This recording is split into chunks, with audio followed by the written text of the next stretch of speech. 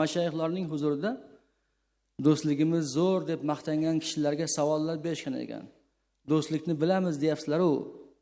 Do'stingning cho'ntagiga so'ramasdan turib qo'lingni suqib pulni ola olasanmi desalar, yo'q, so'rab olamiz debdilar. Unda haqiqiy do'st emas ekansan debdilar. Uning cho'ntagidagi pulni so'rab oladigan darajadagi do'stliging bo'lsa, unda haqiqiy do'st emas ekansan degan ekanlar. Do'stlik shu qadar bo'lish kerak ekanki, hatto orada shuning istiholasi ham bo'lish kerak emas ekan. Xuddi o'zinikidek muomala qilsin deyapti. Birovdan yaxshilik ko'rgan odam yaxshilik qilgan odamga sovg'a ko'tarib kelyapti. Odatda shunaqa narsa ko'p bo'ladi. Bu nima dedi bu odam? Menga yaxshilik qildingiz, shuni evaziga sovg'a olib keldim. Yo'q, buningni ol dedi.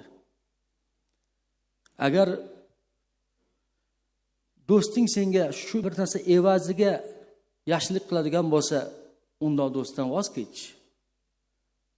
Hech narsasiz yaxshilik qilolmaydigan do'st bo'ladigan bo'lsa, namozga tahorat qilganda tahorat qilda, 4 takbir aytib, undoq do'stning janozasini o'qib qo'yaver dedilar.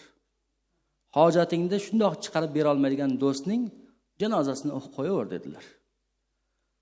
Hojati chiqarib bera olmasa, hech narsasiz, masalan, undoq do'sti kimga kerak bor?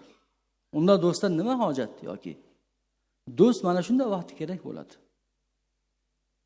Aytadilar yana mashoyixlarimiz. Bugun do'stlar shunday ko'payib ketdiki, so'rashganlarida hatto uyingdagi hayvongacha so'rashadi. Uyingdagi hayvongacha so'rashadi. Arzimas mayda chuydagacha so'rashadi. Sariq chaqa so'rasang, rangini ko'rsatmaydi. Shunday do'stlar borki, so'rashganda salomdan nariga o'tmaydi. Agar muhtoj bo'lsang, jonini beradi deydi. Do'stlarning farqi shu qadar. Ya'ni bu haqiqiy do'st bilan soxta do'stning farqini shu o'xshatma tarzida keltirishyapti.